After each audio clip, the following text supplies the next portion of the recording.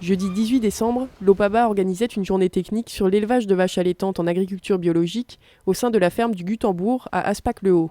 Julien Béter a converti son atelier charolais en 2011, soit 26 ans après s'être installé avec ses 10 premières vaches. Alors en fait, la majorité des élevages en bovin viande bio sont situés dans le Bas-Rhin et on avait toujours tendance à faire les réunions ou les journées techniques sur les fermes bio dans le Bas-Rhin. Là, il faut aussi voir que les exploitations dans le Haut-Rhin en bovin commencent à arriver en bio aussi. Donc c'était premièrement pour faire un clin d'œil aux élevages qui existent déjà en bio dans le Haut-Rhin et parce que certains éleveurs commencent à arriver dans le Haut-Rhin aussi sur ce type de production. Cette année, on a recensé 2 conversions en élevage allaitant sur l'Alsace. Mais il faut savoir qu'il y a à peu près presque une vingtaine d'éleveurs qui se posent la question de passer en bio sur toute l'Alsace. Et parmi cette vingtaine, on a quand même 10 fermes qui sont dans le Haut-Rhin. Donc c'était important de pouvoir aujourd'hui dire oui, ça existe l'élevage bovin bio et oui, ça existe dans le Haut-Rhin. Donc pour que cette exploitation puisse un petit peu servir de modèle, surtout que chez la famille Béter, on a des pratiques très très intéressantes à montrer. Il y a près de 6 mois, Sébastien Béter, le fils de Julien, a rejoint l'exploitation. Julien a laissé à son fils le soin de présenter la ferme dans son état actuel, puis son historique, et venait compléter les informations de Sébastien, notamment sur leurs pratiques au quotidien. C'est une exploitation avec 200 hectares, avec 80 vaches allaitantes, de race charolaise.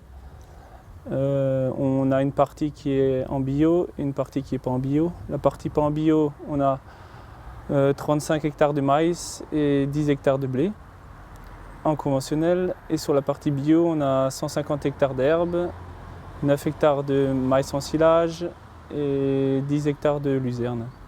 Et 9 hectares de triticale-pois pour l'alimentation. Et on vend par des circuits courts et circuits longs. Donc nos vaches sont vendues en circuit long à Unibio et circuit court, vente à la ferme et vente aux AMAP et au GIE Terre d'Alsace. Plusieurs aspects ont à l'époque incité Julien Béter à convertir son élevage en bio. Le bien-être animal, le challenge technique que représentait le changement de méthode culturelle, la stabilité économique qu'offre le prix du bio par rapport au conventionnel, mais aussi l'autosuffisance en matière de ressources. Les vaches en été sont tous au pré ou en montagne, ils mangent de l'herbe, quoi. Et en hiver, ils mangent ce qu'on produit sur nos cultures, donc de l'herbe, de l'ensilage, de maïs et de l'ensilage d'herbe. On n'achète rien à l'extérieur.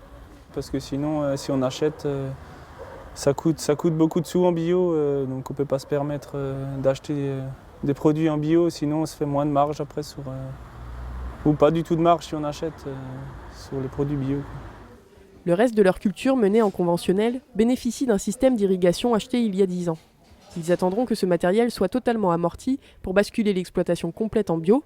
L'autre projet concerne la création d'un nouveau bâtiment qui devrait accueillir 30 bêtes de plus. Ils ne craignent pas de manquer de débouchés, bien au contraire.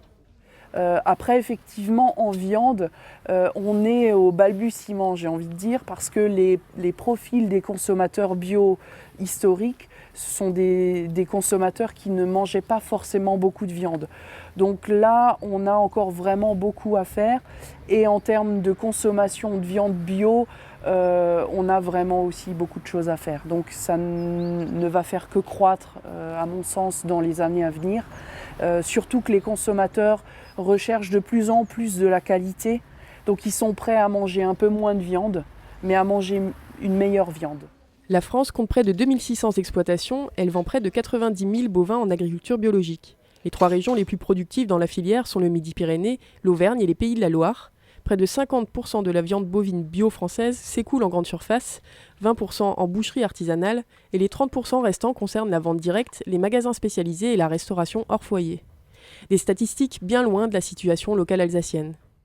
Puisqu'on est plutôt tourné vers la vente directe en grande partie, et puis la GMS, mais donc les grandes et moyennes surfaces, à travers des intermédiaires.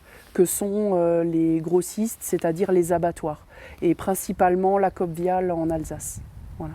En France, c'est vrai qu'on est principalement sur de la vente en grande et moyenne surface, et la vente directe représente finalement très peu.